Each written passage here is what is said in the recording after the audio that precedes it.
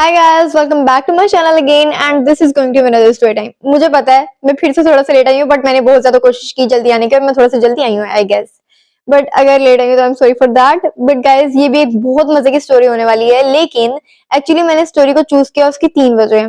ये स्टोरी बहुत ज्यादा डिफरेंट है और आई गेस ये बाकी जो स्टोरीज मैंने आप लोगों को सुनाई है उससे बहुत ज्यादा सैड भी और थोड़ी सी ज्यादा हॉरर है। So without wasting any time, let's start the story. तो ये वाली स्टोरी मुझे मेरे फॉलोअर ने टिकटॉक पर सेंड की थी। एज ऑलवेज मेरे सारे फॉलोअर्स वहां पर ही मुझे स्टोरी सेंड करते हैं and his name is Huraira. Huraira ने कहा कि ये स्टोरी आज से 2 साल पहले की है, जब वो 16 ईयर्स का होता था। अब वो 18 ईयर्स का है। तो उसकी फैमिली की कुछ ऐसी सिचुएशन है कि मैं तुम लोगों को पहले स्टोरी से पहले बता दूं ताकि तुम लोगों को बाद में कंफ्यूजन ना हो। तो उसकी फैमिली जो है बहुत ज्यादा छोटी है, मतलब तुम लोग इमेजिन भी नहीं कर सकते इतनी ज्यादा छोटी है। तुम लोग सोच रहे होगे होंगे कोई 4 लोग 5 लोग, नहीं। उसकी फैमिली में सिर्फ 2 लोग हैं, उसके डैड और वो, मतलब उसकी मामा नहीं है। इसकी मामा की तब डेथ हो जाती है जब ये पैदा होता है and I was very shocked और at the same time I was very sad जब मैंने ये बात सुनी उसकी स्टोरी में। तो मुझे बहुत ज्यादा दुख हुआ और मैंने उससे कहा कि यार like I didn't expected that, but sorry for him and his loss. Allah उसकी मम्मा को जन्नत में जगह दे। सो या और स्टोरी कुछ इस तरह स्टार्ट होती है। और जब 16 इयर्स का था ना, तो वो ज्यादातर घर में अकेला रहता था बिकॉज उसके बाबा को काम के लिए बाहर जाना होता था और उसके बाबा काम पे जाते थे तो वो सुबह सुबह चले जाते थे और रात को बहुत देर से वापस आते थे। कभी कभी ऐसा होता था कि इसकी फुफ्फो आ जाती होती थी सुबह सुबह, इसके बाबा को भी नाश्ता बना के देती थी, इसको भी बना के देती थी और फिर इसे स्कूल भेज के और इसके बाबा को काम पर भेज के वो पीछे से दोपहर का खाना बना देती थी और वो भी चले जाती थी और जो कीज थी वो जाते जाते इसे स्कूल में पकड़ा जाती थी। या कभी कभी ऐसा होता था कि वो दोपहर के टाइम आती थी और शाम तक इसके साथ टाइम गुजारती थी, फिर इसके पापा आ जाते थे और ये वापस चले जाती थी अपने घर। अब इसने कहा कि कुछ इस तरह का सीन होता रहा, वो साल इस तरह चलते रहे और ज्यादातर तो इसके बाबा घर में अकेले इसका ख्याल रखते थे। और इसने कहा कि इसके बाबा ने इसकी लाइक पूरी लाइफ में इसका बहुत ज्यादा साथ दिया है, उसे कभी कोई कमी नहीं फील होने दी एंड स्पेशली उन्होंने दूसरी शादी नहीं की, which is actually very shocking. क्योंकि मैंने आज तक जितने भी पेरेंट्स देखे हैं, अगर उनमें से किसी एक की डेथ हो जाती है, स्पेशली अगर किसी की मदर की डेथ हो जाती है, तो dad always do second marriages. I know. अब ये बात इस तरह स्टार्ट होती है कि 2 साल पहले ये अपने घर में बिल्कुल अकेला होता है और स्कूल से आ चुका था ये। और इसकी फुफ्फो जो थी वो दोपहर के 3 बजे आ जाती है इनके घर, लेकिन इसके बाबा जो थे वो अभी भी काम पर थे। तो इसकी फुफ्फो आती हैं और ये दोनों मिलकर खाना बनाते हैं, अपनी फुफ्फो की हेल्प करते हैं। उसके बाद इसकी फुफ्फो और ये बैठ के ना बातें कर रहे होते हैं, साथ टीवी देख रहे होते हैं कि इनको ऊपर वाले रूम से इनके बहुत गंदी किसी औरत की चीखों की आवाजें आती हैं। तो पहले तो दोनों एक दूसरे को देखते हैं हैरान होके कि ये क्या हुआ है, ये अभी हुआ है या सिर्फ हम लोग इमेजिन कर रहे हैं। तो इसकी फूफा कहती है तुम यहाँ पर ही रहो, मैं चेक करके आती हूँ। तो इसकी फूफा ऊपर चेक करने जाती हैं और थोड़ी देर बाद वो वापस आती है। तो वो बहुत ज्यादा शॉक थी, मतलब ऐसे जैसे उन्होंने किसी बहुत गंदी चीज को देख लिया और वो बात भी नहीं कर पा रही ना। तो इसने इनके पास जाके पूछा कि क्या हुआ है, आपने क्या देखा है? तो ऊपर क्या है, मैं देख के आऊँ? तो इसकी फूफा आगे से कहती है तुम ऊपर नहीं जाओगे। तो ये कहता है क्यों नहीं जाऊंगा? तो इसकी फूफा कहती है बस तुम ऊपर नहीं जाओ, तुम अपने काम से काम रखो, तुम खाना खाओ, रेस्ट करो, और तुम्हारे बाबा आते हैं तो फिर मैं भी जाऊंगी। उन्होंने ऐसे कुछ भी नहीं बताया।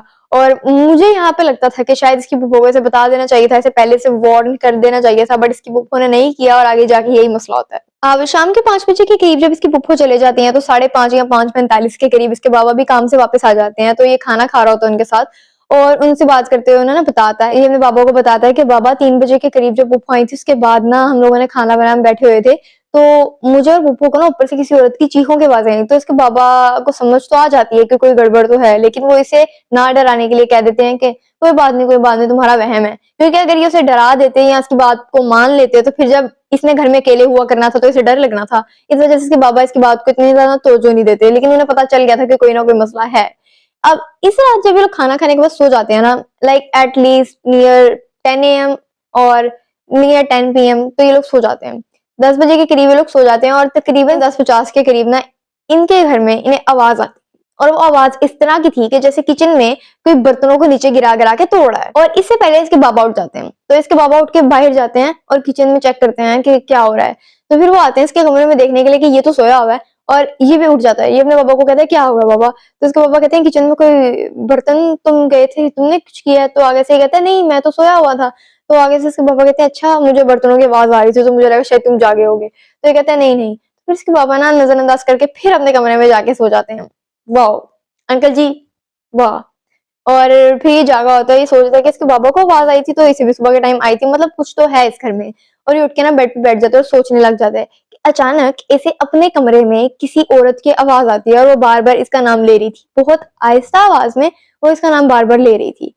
अब मैं तुम लोगों को बता दूंगी, इसने अपनी मम्मा को रियल लाइफ में कभी भी नहीं देखा। इसने पिक्स में देखा है, जैसे एल्बम्स में आप किसी पुराने रिलेटिव की पिक देख लेते हो जो आपसे पहले ही फोटो चुका हो, सेम इसी तरह ही इसने अपनी मम्मा को पिक्स में देखा हुआ था, जो एल्बम्स होते थे इनकी फैमिली के वगैरह वगैरह, क्योंकि इसकी मम्मा इसकी बर्थ पे ही उनकी डेथ हो गई थी, तो या। और इसने उनकी आवाज रियल लाइफ में कभी भी नहीं सुनी, ना इमेजिन किया, तो that's a very sad thing. But अब इसने अपनी मम्मा की आवाज भी नहीं थी सुनी। जब ये औरत इसे बुला रही थी ना, तो इसे ऐसा लग रहा था कि जैसे ये आवाज पहचानी पहचानी लग रही है, और ये आवाज इसके ख्वाब में आती रही है या कुछ ऐसे का सीन है। तो इसने मुड़ के देखा, लेकिन वहां पर कोई भी नहीं था।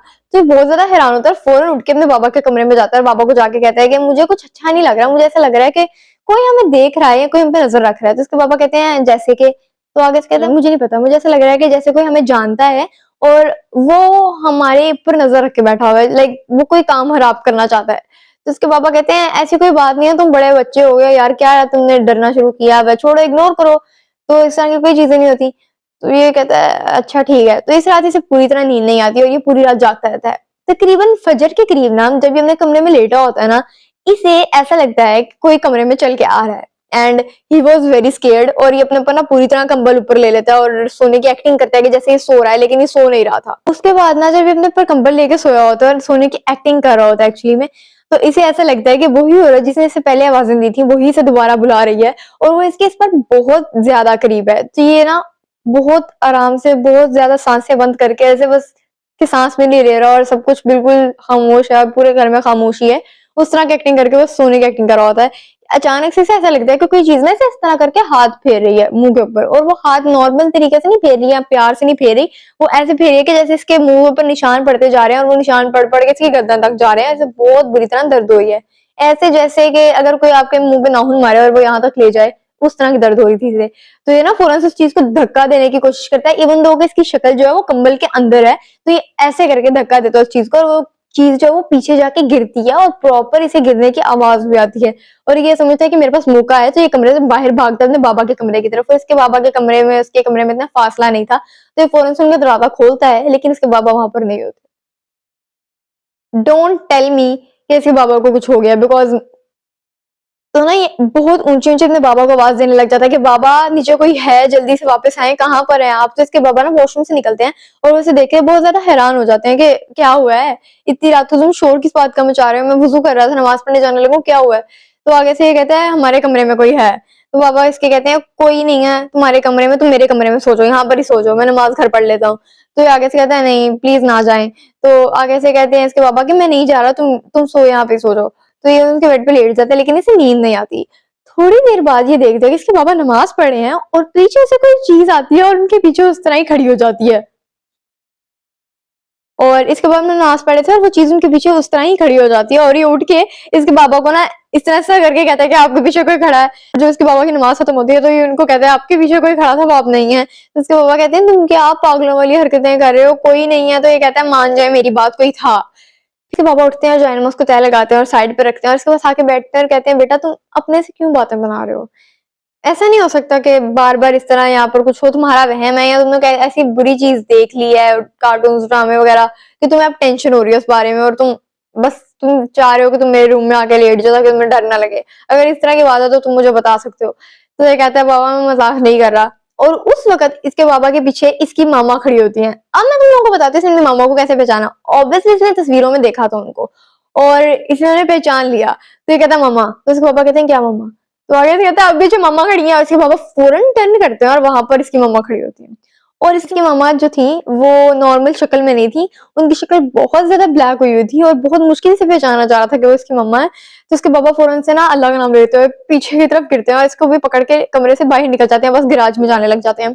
और वहां पर जाते हैं तो वो औरत इनका पीछा करती करती इनके पीछे तक आ रही है, मतलब इसकी जो मम्मा की वो जो भी वो चीज है वो इनके पीछे तक, इनके गार्डन तक जाती है जहां पर घास वगैरह एंड एवरीथिंग। तो वहां पर इनके पीछे जाती है और इसके पापा के सामने खड़ी होकर कहती है कि मेरी तस्वीरें जो है, मेरी तस्वीरें उनको जला दो। और ये कह के वो गायब हो जाते हैं। और फिर इसके बाबा सोचते हैं कि कौन सी तस्वीरें, और फिर उन्हें समझ आता है कि जो एल्बम्स में सारी इसकी मम्मा की शादी की तस्वीरें और वगैरह वगैरह वो सब तस्वीरें जलानी होंगी। तो वो किसी मौलवी से बात करके आते हैं, तो वो मौलवी कहते हैं कि आपको उनकी तस्वीरें नहीं रखनी चाहिए अगर आपको इस तरह का ख्वाब आया, क्योंकि वो मानना ही नहीं चाह रहे थे मौलवी साहब कि इनको असल में इस तरह आके मिली है ना वो चीज।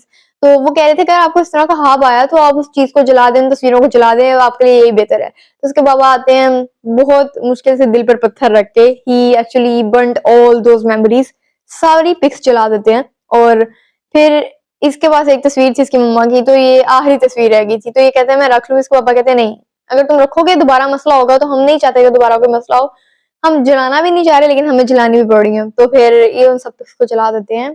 एंड फाइनली उस दिन के बाद इनके साथ कुछ बुरा नहीं होता, but I am actually sad कि इसने मम्मा को कभी देखा भी नहीं था, और अगर देखा भी था तो पिक्स में देखा था, उनकी आवाज भी कभी नहीं सुनी थी, और अगर सुनी भी थी तो उस शक्ल में सुनी थी जिसमें नहीं सुननी चाहिए किसी भी बच्चे को। एंड उसके बाद जो उनकी लास्ट मेमोरीज थी वो भी जल गई। This story was actually very sad for me, और आई डोंट नो व्हाई मेरी यूट्यूब वाली सारी स्टोरीज ज्यादा सैड होती हैं compare to all the TikTok stories.